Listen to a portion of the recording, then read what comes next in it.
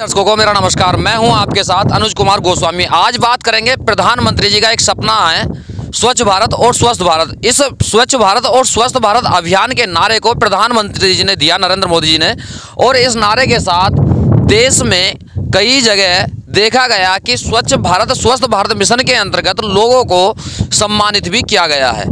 लेकिन आज बात कर रहे हैं हम उस गंगा की जिस गंगा की सफाई का नारा प्रधानमंत्री नरेंद्र मोदी जी ने दिया था, और उत्तर प्रदेश के सीएम योगी आदित्यनाथ ने भी गंगा का स्वच्छ गंगा का नारा दिया। उन्होंने कहा कि हम गंगा को निर्मल बनाएंगे। लेकिन गंगा कितनी निर्मल है, कितनी स्वच्छ है, ये आपको आज मैं दिखाने वाला हूँ। किस तरीके से गंगा को प्रदूषित किया जा रहा है, गंगा के जल को प्रदूषित किया जा रहा है, कैसे यहाँ पर सब हो रहा है। जिस जगह मैं इस समय खड़ा हुआ हूँ, यहाँ ये एक गंगा का पुल है, और अगर इस पुल की बात करें तो इस पुल को कहते हैं कि ये भगवानपुर का पुल है। मेहरपुर और भगवानपुर के ये नाम से पुल को जाना जाता है।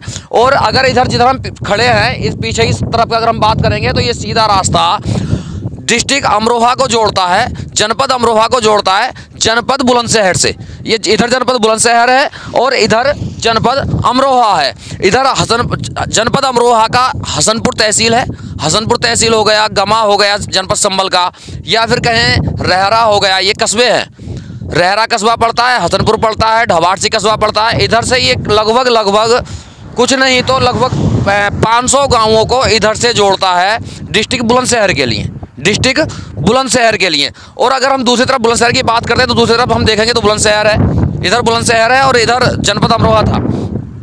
ये एक पुल है और इस पुल को काफ़ी समय पूर्व बनाया गया। लगभग इसको पुल को बने हुए अब से 8 वर्ष हो चुके हैं, 7-8 वर्ष पुल को समथिंग हो गए। हालांकि ये पुल फेल कर दिया गया था सरकार की नज़रों में। लेकिन आज हम जो बात कर रहे हैं वो बात कर रहे हैं स्वच्छ भारत और स्वस्थ भारत की। स्वच्छ भारत और स्वस्थ भारत की हम बात कर रहे हैं गंगा की। गंगा कितनी निर्मल है, कितना जल स्वच्छ है और यह प्रदूषित है।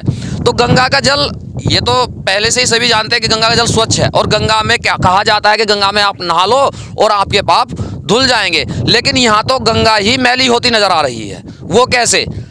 अगर हम उधर देखते हैं तो उधर भी जल है गंगा। ये सामने देखेंगे यहाँ पर पालेज लगी हुई है, उधर देखेंगे हम गंगा का जल है, उधर देखेंगे हम दूसरी तरफ दिखा दो एक बार, उधर देखेंगे तो उधर भी गंगा का जल है, और दोनों तरफ धारा प्रवाहित है, यानी कि जल बह रहा है। दोनों तरफ गंगा की धारा बह रही है, गंगा का जल बह रहा है। लेकिन उसी के अगर बीच में हम देख लेते हैं, अगर हम उसी के बीच में देखेंगे तो चारों तरफ बहुत दूर तक, जहाँ तक हमारी निगाह जाएगी वहाँ तक केवल पालेज और पालेज दिखाई देगी। जबकि अगर हम बात करें तो ये केवल और केवल गंगा जी का एरिया है। अगर हम गंगा जी के पुल पे हमने उधर देखा, अब देख लेते हैं हम इधर देखते हैं तो इधर भी तीनों साइड गंगा जी है। जिस साइड में मैं खड़ा हूँ, चौथी साइड में मैं खड़ा हूँ, इधर पुल है। लेकिन बीच में जो टीले छोड़ चुकी है गंगा जी, जो जगह छोड़ चुकी है उनमें लोगों ने लगा दी पलेज, और पलेज में कहीं ना कहीं झुंड झाड़ का भी इस्तेमाल किया जा रहा है। और इसमें पलेज में लगाने के लिए पशुओं के गोबर के खाद का भी इसमें इस्तेमाल किया जाता है, गोबर का खाद लगाया जाता है। लेकिन अगर ये टीले अभी इस समय टीला है, लेकिन इस गंगा का ये पता नहीं कब किस समय यहाँ पर आ जाए, या और पल्ली तरफ चले जाए, या थोड़ी उधर चली जाए। तो उस समय क्या होगा, जिस समय गंगा कटान करना शुरू करेगी उस समय ये पलेजें गंगा के जल में प्रवाहित हो जाएंगी। और जब गंगा के जल में ये पलेजें प्रवाहित होंगी, ये गंदगी प्रवाहित होगी, तो गंगा का जल निर्मल होगा या फिर प्रदूषित होगा। ये खुद आप लोग सोचने का विषय है, ये आप लोगों को सोचना चाहिए। आप खुद इस बात को सोच लें तो कहीं ना कहीं ये गंगा का जल प्रदूषित होता नजर आ रहा है। इसका एक मुख्य कारण ये भी है कि हालांकि ये गंगा के जो बीच की जमीन है, जो गंगा की भूमि है, आखिर इस पे पलेज लगी कैसे, ये भी एक सवाल है।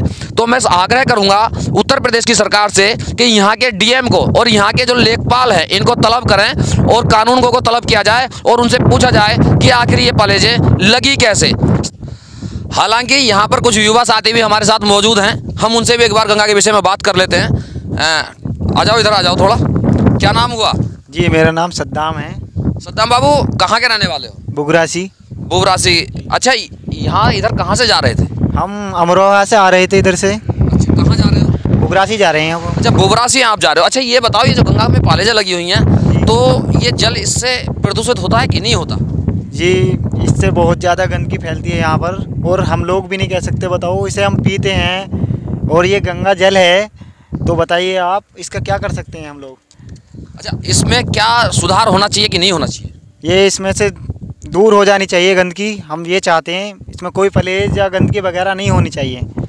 यानी कि युवा हैं, और अगर धर्म की हम बात कर लें तो मुस्लिम है, क्योंकि नाम साफ बताता है कि सद्दाम नाम है, मुसलमान है, लेकिन उनके दिल में भी गंगा के प्रति एक उदार भावना कहीं ना कहीं पैदा हो रही है। और उनका सीधा कहना यह है कि किसी भी तरीके से केवल और केवल ये गंगा जी का जल निर्मल होना चाहिए और साफ होना चाहिए, ताकि जनता इसको पी सके।